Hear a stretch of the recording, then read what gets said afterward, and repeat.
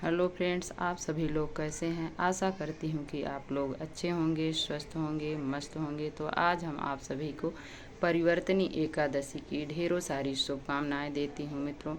तो आप सभी को आज हम यही बताने वाले हैं परिवर्तनी एकादशी कब पड़ रही है और किस दिन हमें व्रत करना है, क्या क्या नियम होते हैं। तो ये सब आज हम आप सभी को इस वीडियो के माध्यम से बताएंगे। तो आप सभी हमारे वीडियो को बिना क्लिक किए हुए बने रहिए ताकि आप सभी को पूरी विधि समझ में आए।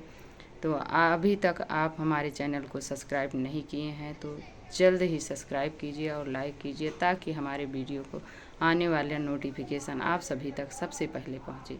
तो चलिए वीडियो को शुरू करते हैं। तो आज हम यही बताएंगे कि परिवर्तनी एकादशी कब है। तो ये भाद्रपद के शुक्ल पक्ष की परिवर्तनी एकादशी जो है ये 14 सितंबर 2024 दिन शनिवार को पड़ रही है।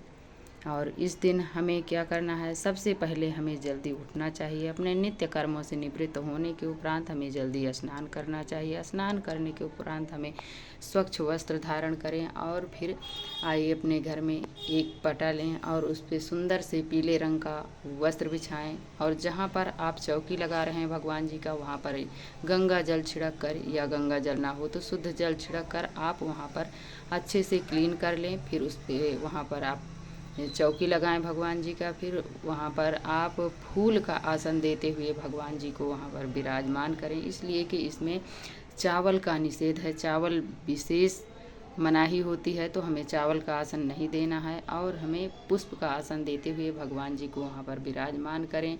और इस एकादशी में हमें कलश की स्थापना अवश्य करनी चाहिए, इसलिए कि ये सबसे बड़ी, साल में जितनी एकादशी होती है उसमें सबसे बड़ी एकादशी मानी जाती है।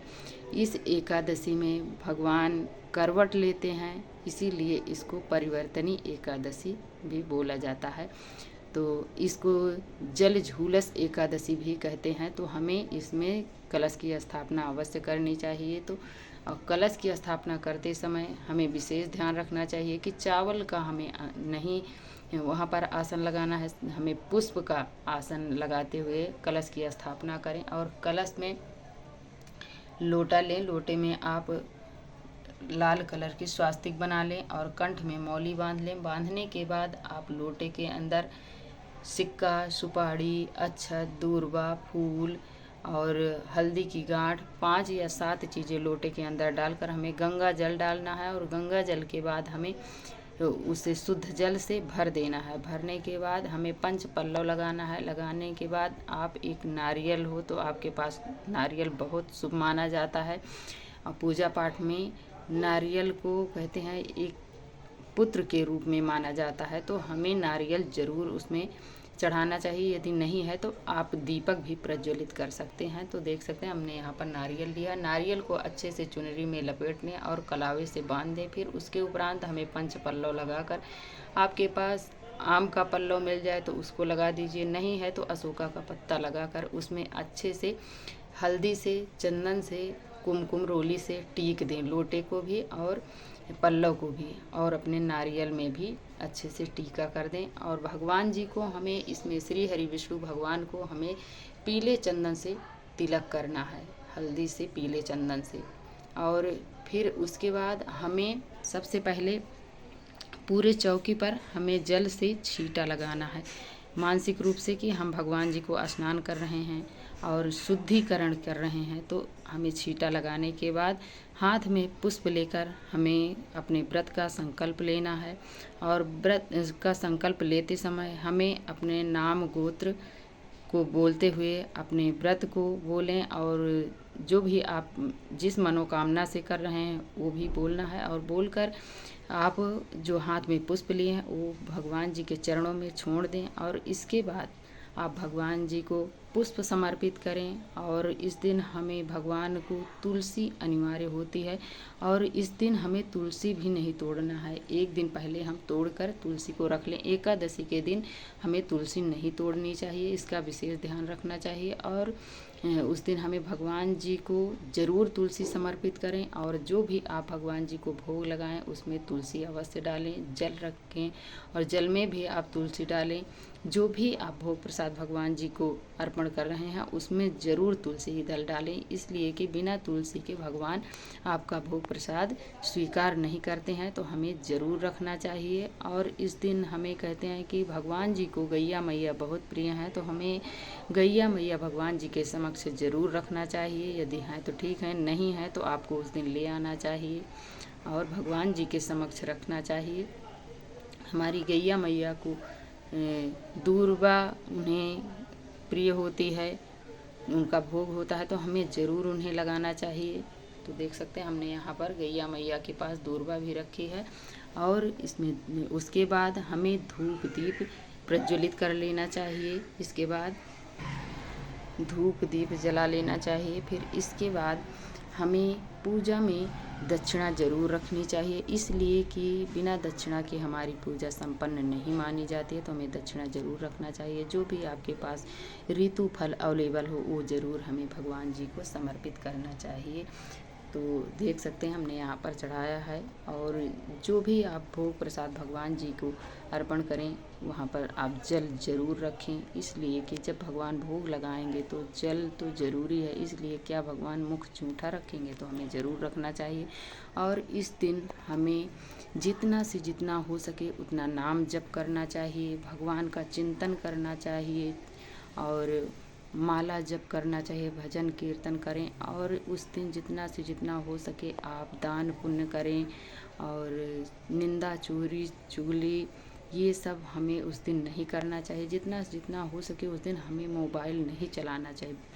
बहुत ज़रूरी हो तभी हमें उस दिन चलाना चाहिए, नहीं तो नहीं चलाना चाहिए। इसलिए कि आप मोबाइल चलाएंगे तो उसमें कुछ ना कुछ चीज़ें ऐसी होती हैं कि हमारा देखने पर मन इधर उधर हो जाता है और हमारे व्रत का खंडन हो जाता है, तो हमें नहीं चलाना चाहिए। और यदि आप किसी से बात करते हैं तब भी उसमें कुछ ना कुछ तो निंदा चुगली हो ही जाती है, तो हमें उस दिन बहुत बचाना चाहिए अपने आप को।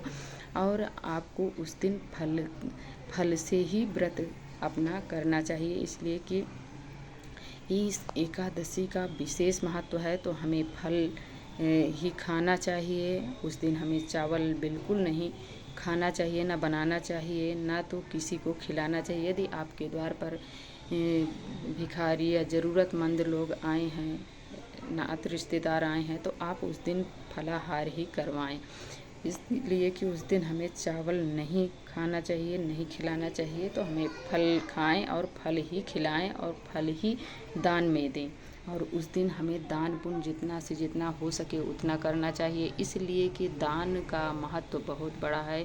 उस दिन का किया हुआ गया फल जो होता है वो कहते हैं कि अश्वमेध यज्ञ के बराबर होता है। तो हमें ज़रूर करना चाहिए। इससे हमें नहीं अपने आप को अपने हाथ से नहीं जाने देना चाहिए। जो आपके पास सामर्थ्य के अनुसार हो सके वो ज़रूर उस दिन दान पुण्य करना चाहिए। ज़रूरतमंद लोगों को स्वर्ण का दान, पैसे का दान और जूता चप्पल वस्त्र का दान, फल का दान, जल का दान हमें ज़रूर करना चाहिए। और फिर इसके बाद हमें भगवान जी से अपने व्रत का जो है वो हाथ जोड़कर भगवान जी से पूजा पाठ करने के बाद आरती धूप आरती दिखाने के बाद, तो देख सकते हैं हमने यहाँ पर भगवान जी को धूप दीप दिखा रहे हैं। ऐसे धूप दीप दिखाना है। भोग लगाने के बाद जल ग्रहण कराएं। फिर उसके बाद हमें ऐसे भगवान जी को जो भी आपको आरती आती हो वो आप आरती बोलें। और ऐसे दिखाने के बाद हमें भगवान जी के समक्ष हाथ जोड़कर क्षमा याचना करनी चाहिए कि हे प्रभु, मेरे पूजा पाठ में यदि कोई भी त्रुटि हुई हो, गलती हुई हो, तो आप इसे क्षमा करें। और फिर इसके बाद आप क्षमा याचना करने आप भगवान जी से बोलें कि प्रभु मुझे माफ़ करना जो भी त्रुटियां हों।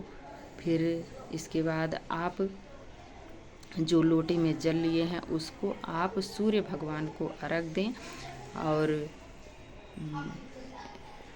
अर्घ देने के बाद आप जो भी आपको मतलब फलाहार करना हो फलाहार करें, चाय पिएं। और उस दिन हमें भोजन नहीं ग्रहण करना है, इसका हमें विशेष ध्यान रखना चाहिए। और आप सभी को ये वीडियो कैसी लगी, यदि थोड़ी भी अच्छी लगी हो तो हमें लाइक सब्सक्राइब करना ना भूलें। प्यारा सा कमेंट लिखकर हमें ज़रूर बताएं। राधे राधे मित्रों, जय श्री कृष्णा।